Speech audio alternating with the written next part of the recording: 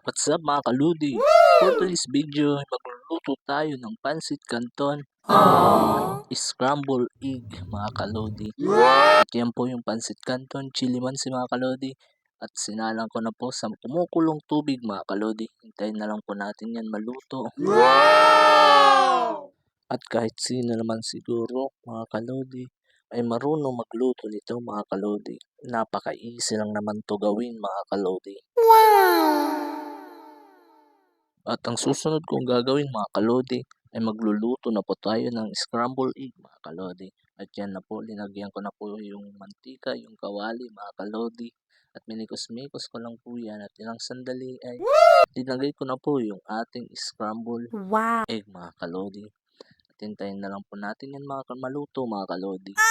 At kung nanonood ka pa sa video na ito mga kalodi, i-comment mo naman po kung taga saan ka po para alam natin kung hanggang saang bansa umabot yung ating video mga kalodi. Uy, nag-a-assume. Akala mo naman siguro may nanonood sa video mo.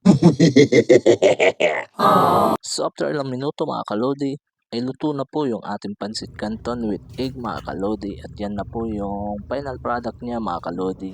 At tara, samahan niyo kong kumain mga kalodi. At yan na po yung pansit canton with egg mga kalodi. At nagtimpla na din po ako dyan ng kape mga kalodi. Tara, tamang food trip na naman tayo mga kalodi.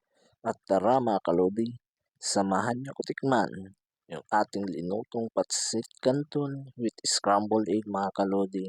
At kumuha na din po ako dyan ng sliced bread mga kalodi. At yan na po, tikman na natin. Wow, grabe. Sarap na sarap po ako dyan mga kalodi. At lagyan din natin ng scrambled egg mga kalodi. Kain po tayo mga kalodi. Sabayan niyo po akong kumain mga kalodi.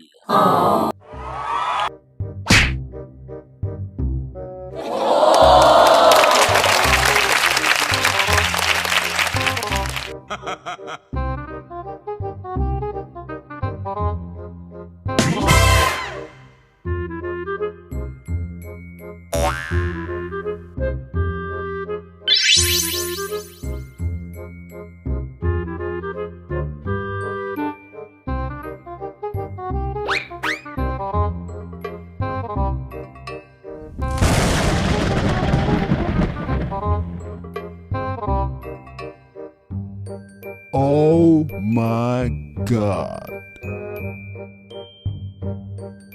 Salamat sa panonood mga ka-idol. Nagamit ko na lang po yung 3 minuto nyong oras.